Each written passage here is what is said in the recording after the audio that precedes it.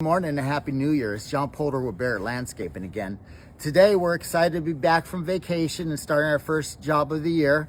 Today we're going to be doing a couple tree removals. These trees are dying and they're on their way out. The homeowners asked that we remove them before they become a risk to them. And then we'll also be cutting out some of the mistletoe out of the existing trees that'll stay. As you can see, this mesquite tree is pretty swamped with mistletoe. So we're excited to be back. Let's go, 2025. Woo!